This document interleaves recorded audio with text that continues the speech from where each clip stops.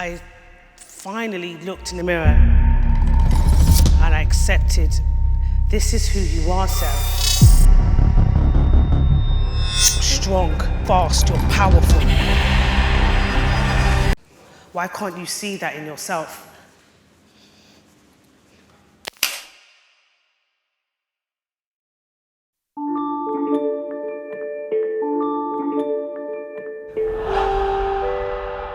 My fitness journey, where did it start? Oof. I remember being young, watching gymnastics on the TV. Lilia Popkapaiva, Dominique Dawes. Used to go into the garden and used to do cartwheels and handstands. I did gymnastics at a very young age as well, I think like 11, 12. I was a competitive cheerleader for 8 years, part of a national team. That was some of the best times and the worst times of my life.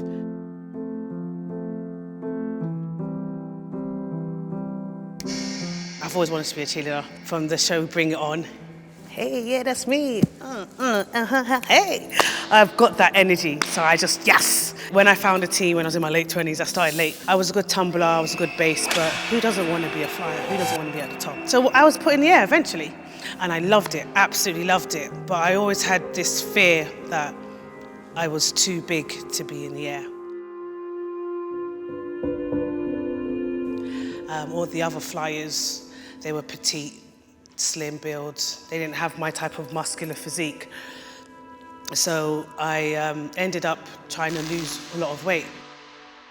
I ended up doing some really negative things to lose that weight. There was a time where I was weighing myself constantly, weighing myself 5 times a day. My friends were telling me, you're losing too much weight, you're getting too skinny, you're too skinny now. And I kept on looking in the mirror, and all I just saw was this heavy, muscular build person. I don't look like her, I don't look like her.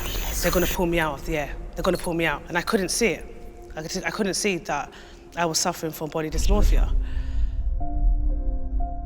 The competition just within my head to look like them, that was a real big struggle for me. For years, I battled with that. There was a point where I think it was like 8 stone 7.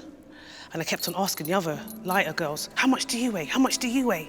They're like, oh yeah, I'm like 7'13". I'm 8 stone 2. I'm just like, what? I've got to lose more weight. I've got to lose more weight. Now it was a toxic trait that I had, trying to lose weight instead of just trying to be the best athlete that I could have been, trying to be the best version of me. And I just woke up one day and I looked in the mirror and I said, Sarah, actually what happened? I think I put on some jeans one time. And I was just like, where have you gone? What is this for? Why are you doing this to yourself? This is your physique. Plenty of people would be blessed to have this muscular physique that you have. You're strong, you know, you're fast, you're powerful. Why can't you see that in yourself?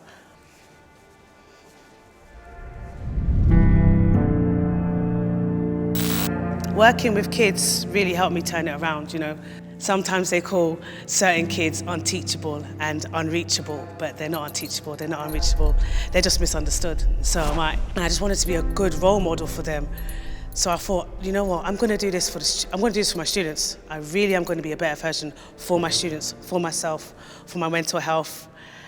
And yeah, I just turned it around from there. Having a fitness Instagram is very difficult, constantly comparing yourself. It's always you versus you, always, constantly in your head. So when I receive like messages from especially females, oh, you look amazing, you're such an inspiration, it inspires me to carry on, to continue, because I have those dark moments where I'm just like, I don't look like everyone else. My students, they motivate me, but my biggest motivation is myself. I've come from humble beginnings. Not many people know I was in foster care, and statistically, children in foster care, they're less likely to succeed in life. And I didn't want to be a statistic. That's not what I wanted for myself.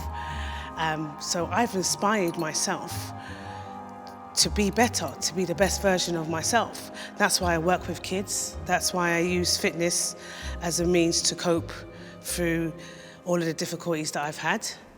It's been a struggle, but I'm still here. I'm still leading, I'm still motivating, and I'm still inspiring, and I'm going to continue to do so for all of the kids like me.